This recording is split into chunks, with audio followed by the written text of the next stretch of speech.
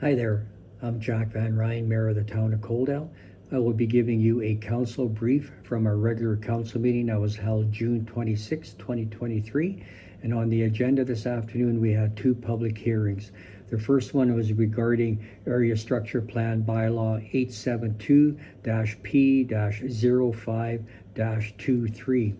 The purpose of the staff report was to present the proposed Northwest Area Structure Plan that had been submitted for the land surrounding the new high school and the multi-use recreation center in Northwest Coaldale.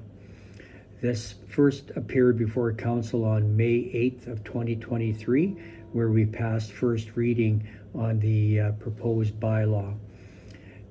The area contains approximately 195.7 acres and includes environmentally sensitive areas, stormwater facilities, the new high school and multi-use recreation center, and existing low-density residential development. And the low-density residential development that's existing is just along 18th Avenue. In partnership with the town, ISL Engineering Consultants undertook the following process to develop the Northwest ASP. They had preliminary meetings with staff to review keystone documents, as in the town plan, the town master plan, preparation of preliminary concepts for review by town staff, stakeholder meetings that included two meetings to present concepts and to discuss concerns and issues. And again, first reading was passed on May 8th of 2023. A public open house to present the draft ASP to the general public was held on June 6th from 5 to 7 p.m. at the Coaldale Community Center. So based on the public hearing, council deliberated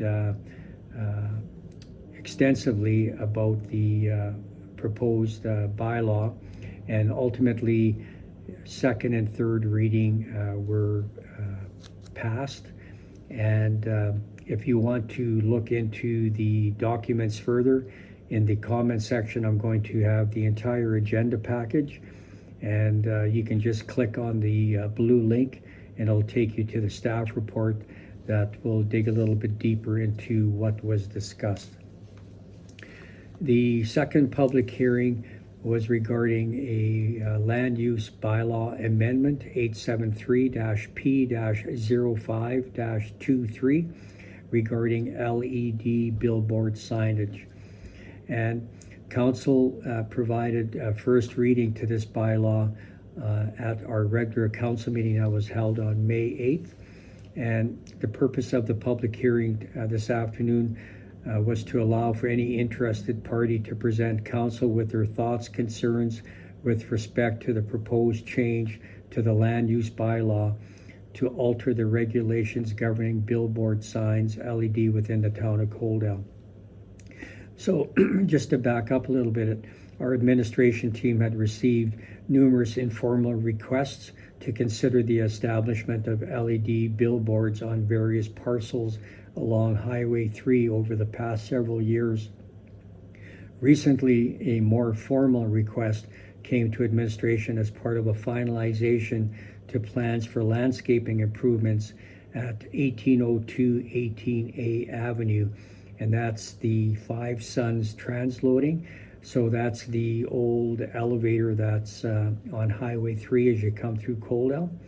And the Town of Coaldale land use bylaw did not currently allow for any type of development in any zoning for LED signs. So our administration team's position was that given that the existing regulations are quite strict relative to other jurisdictions, it is appropriate to consider adjusting them, as doing so aligns with the Town of Coaldale's strategic plan. Namely, the strategic plan identifies the following strategies as components of the town's commitment to community growth and economic prosperity. Number one, identify strategies to support town businesses in achieving economic health and focus on creating collaborative regulatory environment as in reducing unnecessary red tape that attracts business to Coaldale.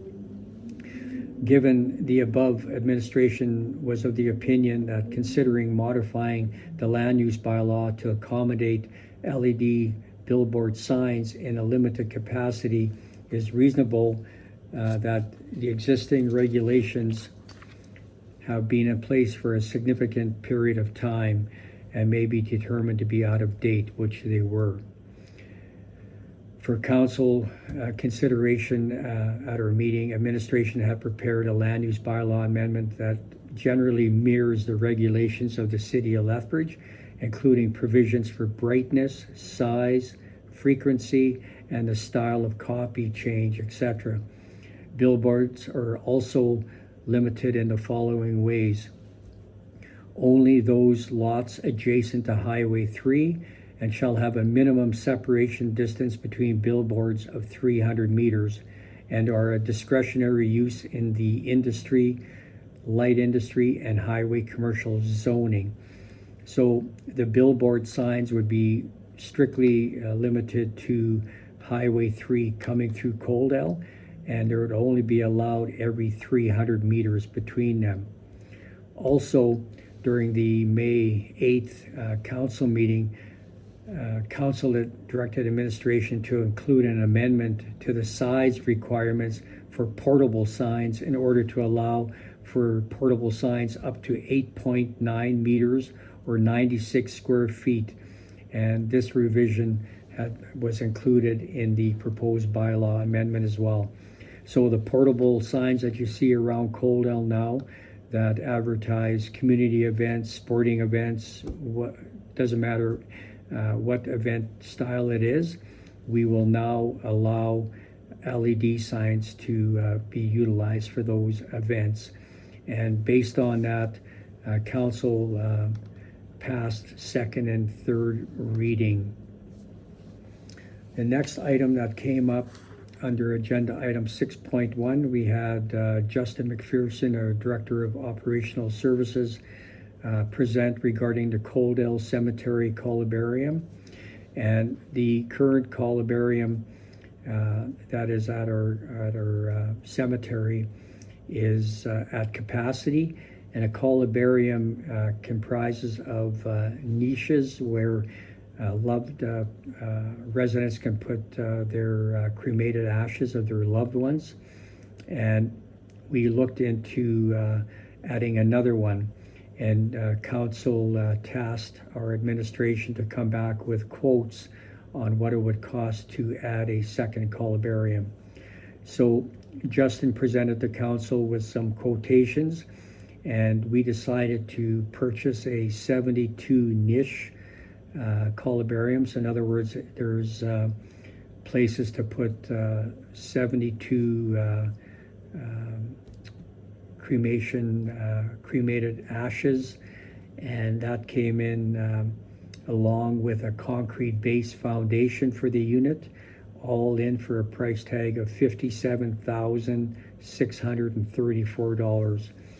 Previously, council approved a budget of $55,000 to go towards the columbarium, and we approved to go the extra $2,000 and change.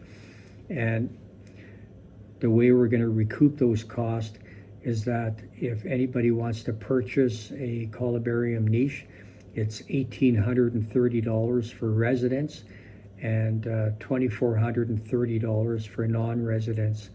And based on the 72 units, this would generate a profit of $66,025, and these funds would go towards funding the next columbarium. So council approved the request for the proposed location and also the columbarium itself with the concrete foundation that's going to be required. The next item that came up was regarding a road closure bylaw 867-P-03-23, and that was for first reading. and that had to do with a road closure. And the purpose of the staff report was to present council regarding the road closure bylaw intended to close to public travel two portions of developed laneway with adjacent town-owned lands in order to accommodate the future development of the outdoor civic square space. And that area is directly to the south of the new civic square building, and then directly behind the library. So we're closing those back alleys so that we would have a clean slate to work with as far as the outdoor civic square development. And in order to accommodate the proposed development, we were requested as a council to formally close those portions of the lane located within Block 12, Plan 647, 6AA. And upon closure of these portions of the lane, they will be consolidated into the adjacent town-owned land as part of the project that we want to do with the outdoor skating rink, the outdoor concrete pad that will be used in the summer months for farmers markets and daily and weekly events. So council passed first reading for that. So that will trigger a public hearing that's going to be held on July 10th, 2023. And that's where affected residents or commercial businesses will have an opportunity to speak in favor or not in favor of the proposed lane closure. Then after that, we had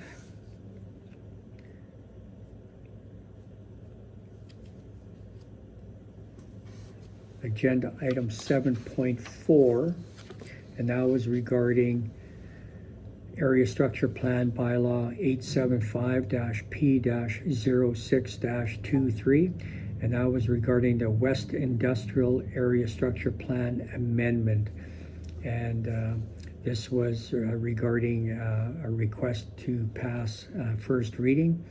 And the purpose of the staff report was to present council to amend the West Industrial Area Structure Plan to include lands legally described as Lot 4, Block 1, Plan 1811388. And the West Industrial Area Structure Plan was presented for the first time to council in 2022. And after receiving feedback from landowners between first reading and second and third readings, a section of a privately owned land was removed from the area structure plan. So we're currently working on a new industrial park that is going to be directly east of Rehoboth and directly north of Live Electric, formerly Bills Electric. And that parcel of land, there was one landowner on the south side that did not want to participate in the project. So we removed that portion of land, and now that's being sold, and the new owner wants to join with the area structure plan.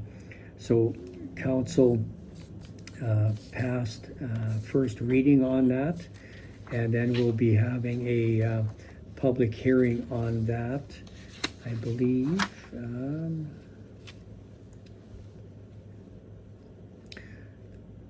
Yes, so the public hearing will be held on July 10th, 2023 for second and third reading to include that southern portion back into the industrial park original area structure plan.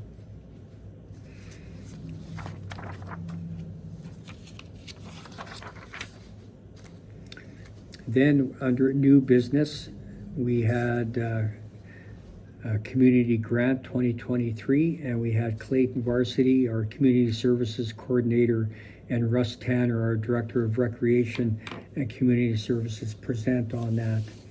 And that was regarding the community grant that we put out where people could apply for funding. And that funding comes as a result of our photo radar. So we give a percentage of the funds raised by our photo radar towards this community grant, and we open it up every year for nonprofits to apply for some of the funds. So this year we had $35,000 available, and we had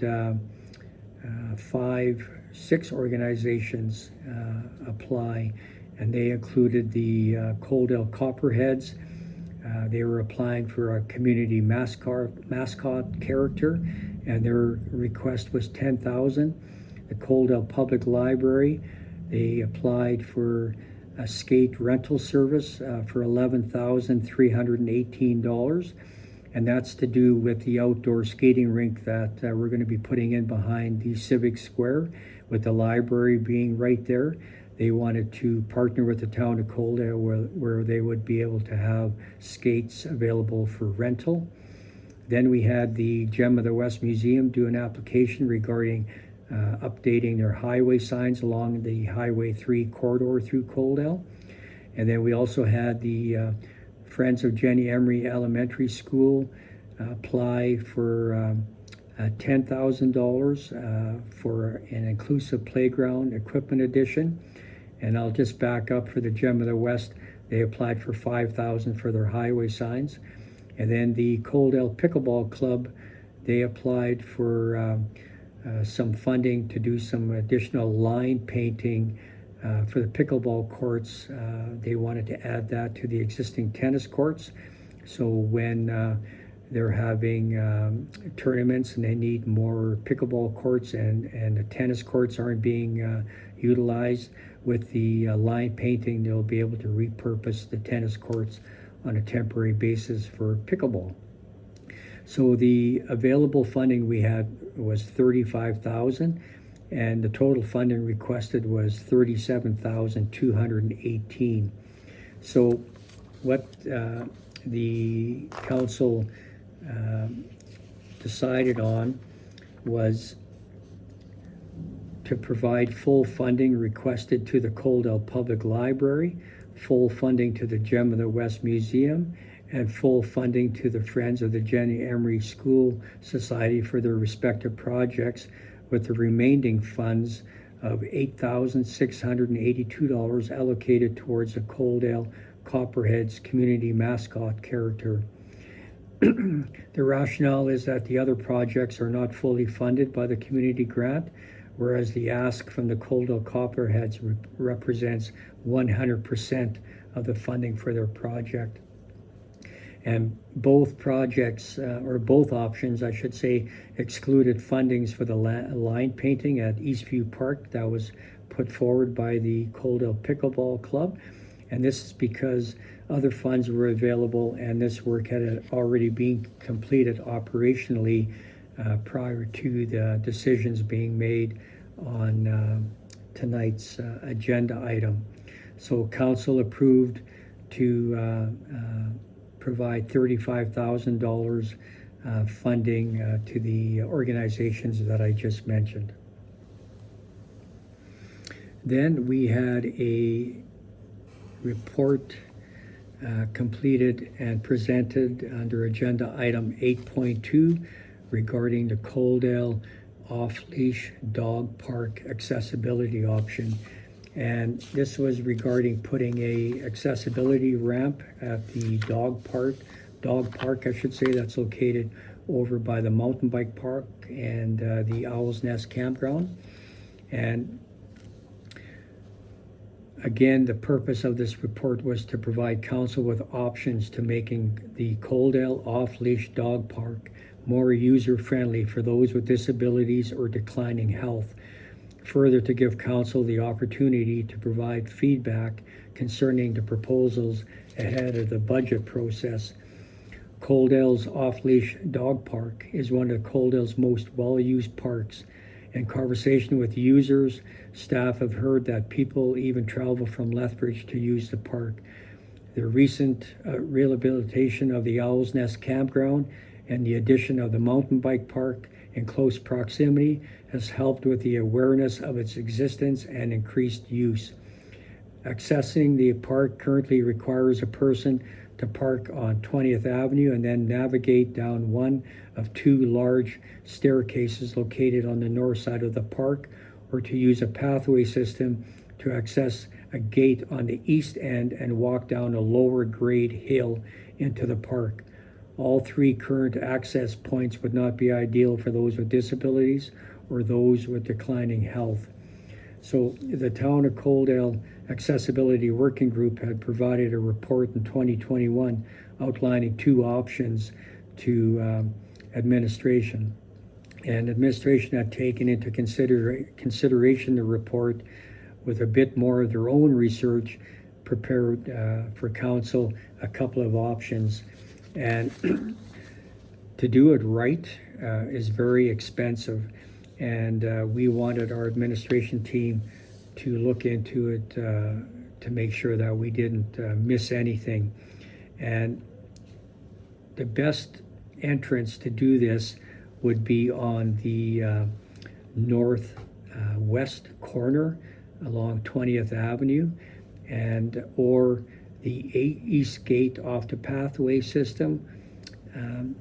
And the problem that we had with those is that because it's a storm pond, during rain events, that area can flood. So we can either do it in wood, we can do it in metal, or we can do it in concrete. And if we were to do the northwest 20th Avenue gate access, to do it in wood, that would be $70,000. To do it in metal, it would be $125,000. And concrete would be $150,000. So the problem is that we do not have funds available to spend that kind of money on a ramp at this time. So council directed administration by way of motion to come back when we have our budget deliberations this fall, and with some more firm pricing and some more options as to how we can get this done, because it's extremely important to our council, because we strive to be a barrier-free community, and this is very important that we get this done. But unfortunately, we do not have the funds right now, so this will come up at budget time this fall, and this will be something that we'll look at doing in 2024. And in the meantime, we directed administration to make sure that they do a public campaign to let residents know that this is something that's very important to council, and we'll be working to remedy it in 2024. Then we had under agenda item 9.1, we had our Director of Protective Services, Clayton Rutberg, and also our Director of Community Policing, Mark Anderson, present regarding the Emergency Services Quarter 1 report. And again, both those gentlemen do an excellent job, and there's so much information that I'm not going to dive into it as part of this video. Again, I'll have it as part of the agenda package that would be in the comment section, so I encourage you to review it at your leisure instead of me going through it as part of this video. Then we had under agenda item 10.1, under council and committee reports, we had a emergency advisory committee update from Councillor Lisa Reese. She's our council rep on that committee, and Lisa always does an excellent job on her verbal reports, and it brought council up to speed as to where they're at, and talking about several different initiatives that they're currently working on. And as part of my agenda package, I'll also have the video link for the live stream where you can see and hear Lisa give her report. Other than that, that was everything in the open session.